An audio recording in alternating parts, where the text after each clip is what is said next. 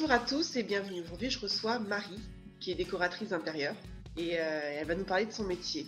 Donc Marie, est-ce que tu peux te présenter s'il te plaît?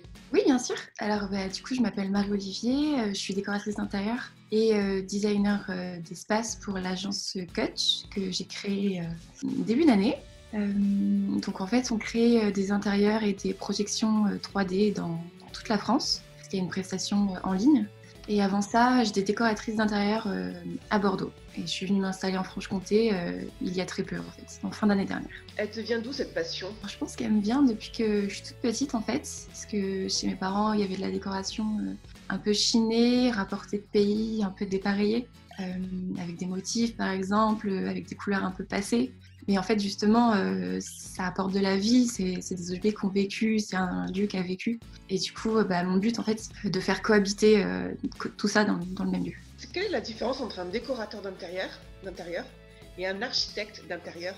Ouais, c'est la question qu'on se pose un petit peu. Alors en fait, l'architecte d'intérieur aura plus une vision technique des travaux. Il pensera plus à l'enveloppe globale, aux cloisons, alors qu'un décorateur d'intérieur aura plus une vision tournée vers la décoration, l'aménagement d'espace. Moi, je suis plutôt décoratrice d'intérieur et designer d'espace. Donc en fait, il y a une double compétence en plus, du coup. Ça reprend le terme d'architecte d'intérieur, en fait. Quel est le coût des prestations lorsqu'on fait venir un professionnel tel que toi? Alors ça dépend vraiment en fait de la pièce, ça dépend du bien qui a travaillé. Donc, par exemple, si on prend une pièce de vie, donc une pièce multifonction avec salon, salle à manger, cuisine par exemple, on prendra plus un tarif qu'on appliquera au mètre carré, alors que c'est une pièce plus petite comme une chambre ou une salle de bain, ce sera un tarif d'une centaine d'euros par pièce. Alors, sachant que si on prend plusieurs projets, plusieurs pièces, les tarifs sont dégressifs, évidemment. Donc, ne pas hésiter à demander un devis, même pour les professionnels comme vous ou les constructeurs. Le décorateur s'occupe-t-il de trouver les artisans? Et surtout, est-ce qu'il va gérer le chantier pour le compte de son client? Parce que c'est vrai que tous les travaux sont importants et plus on a envie de déléguer finalement à un référent, et si on doit être appuyé sur les doigts de quelqu'un, on sait vers qui aller. Est-ce que toi tu t'occupes de ça? Justement, je peux aller jusqu'au bout, ça permet vraiment aux clients de ne rien avoir à faire. En fait, c'est le métier de maître d'œuvre et oui, je fais ça justement. Je fais pas que des visuels, si le client veut, je peux justement faire ça. Après, c'est vraiment plus local dans ma région pour les travaux, alors que les visuels, ça peut être dans toute la France. C'est quoi la tendance en 2020? Beaucoup le terrazzo, la pierre un peu reconstituée avec d'autres pierres naturelles. Sinon, il y a la tendance ethnique, avec tout ce qui est motif un peu imprimé. Un peu bohème chic, non? Non, ça, non. Oui, voilà, oui, c'est ça.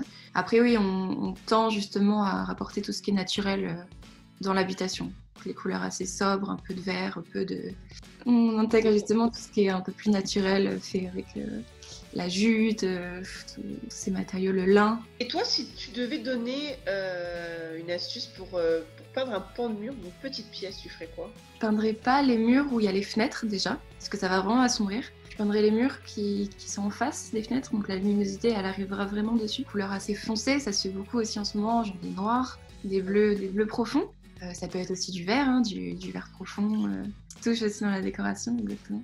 Après, pour ce qui est d'une petite pièce vraiment très étroite comme un couloir, pour éviter justement l'aspect un peu trop étroit, on peut aussi peindre la porte du fond et le plafond. Ça peut être des astuces assez intéressantes, surtout pour les petits couloirs assez étroits. Alors, quels sont tes magasins préférés? En termes de décoration, j'adore AMPM, j'aime bien Alinea. Là, ils font des belles choses. Oui. Donc, écoute, merci Marie d'avoir répondu à mes questions.